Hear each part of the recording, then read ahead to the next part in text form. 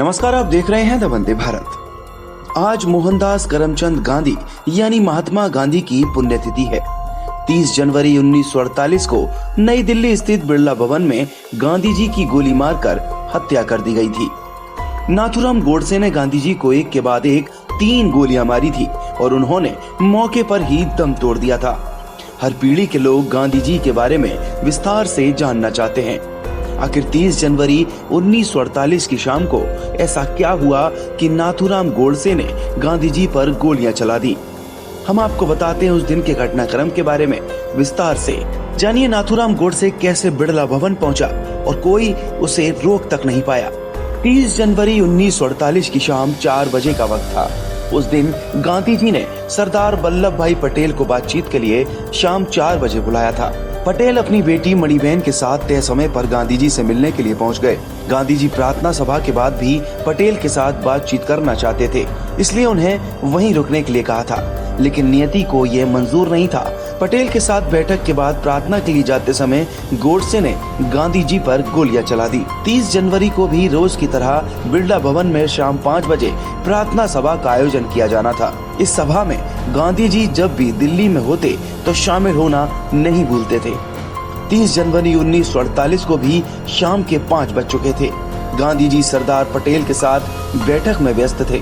तभी अचानक 5:15 बजे गांधी जी की नजर घड़ी पर गई और उन्हें याद आया कि प्रार्थना के लिए वक्त निकलता जा रहा है। बैठक पूरी करके बापूजी आबा और मनु के कंधों पर हाथ रखकर प्रार्थना सभा में शामिल होने के लिए मंच की तरफ आगे बढ़ रहे थे। तभी अचानक उनके सामने नाथूराम गोडसे आ गया। गोडसे ने अपने सामने गांधी जी को देखकर हाथ जोड़ दिए और कहा, नमस्ते बापू। तभी बापूजी के साथ चल रही मनु ने कहा, भैया सामने से हट जाओ, बापू को जाने दो, पहले से ही देर हो चुकी है। शाम 5:17 का वक्त था। पहले गोडसे ने अचानक मनु को धक्का दे दिया और अपने हाथों में छुपा रखी छोटी बेरेटा पिस्टल गांधी जी के सामने तान दी और देखते ही देखते गांधी जी के सीने पर एक के बाद एक 3 गोलियां दाग दी। 2 गोलियां बापू के शरीर से होती हुई बाहर निकल गईं, जबकि एक गोली उनके शरीर में ही फंस कर रह गई और गांधी जी वहीं गिर पड़े। गांधी जी की हत्या के बाद नाथूराम ने अपने बयान में स्वीकार किया था कि गांधी की हत्या केवल हमने की है।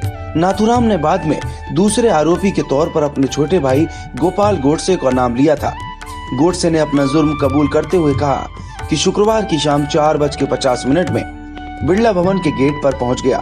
मैं 4-5 लोगों के झुंड के बीच में घुसकर सिक्योरिटी को झांसा देते हुए अंदर जाने में सफल रहा। मैंने भीड़ में अपने आप को छुपा रखा ताकि किसी को मुझ पर शक न हो। गोडसे ने बताया था कि शाम 5:10 पे मैंने गांधी जी को अपने कमरे से निकलकर प्रार्थना सभा की ओर जाते हुए देखा। गांधी जी के अगल बगल 2 लड़कियां थी जिसके कंधे पर वो हाथ रखकर चल रहे थे। मैंने अपने सामने गांधी को आते देख सबसे पहले उनके महान कामों के लिए हाथ जोड़कर प्रणाम किया और दोनों लड़कियों को उनसे अलग कर गोलियां चला दी।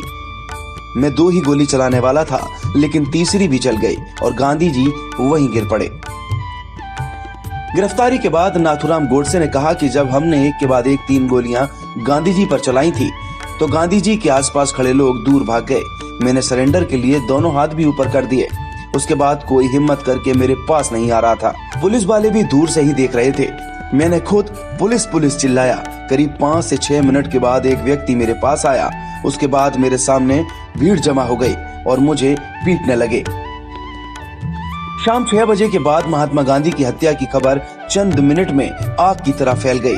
बिरला हाउस में ही गांधी के पार्थिव शरीर को ढक कर रखा गया था। तभी वहां उनके सबसे छोटे बेटे देवदास गांधी पहुंच गए और उन्होंने बापू के पार्थिव शरीर से कपड़े को हटा दिया। उनका कहना था कि अहिंसा के पुजारी के साथ हुई हिंसा को दुनिया देखे। बापू की हत्या की एफआईआर भी उसी दिन यानी 30 जनवरी को दिल्ली के तुगलक रोड थाने में दर्ज की गई।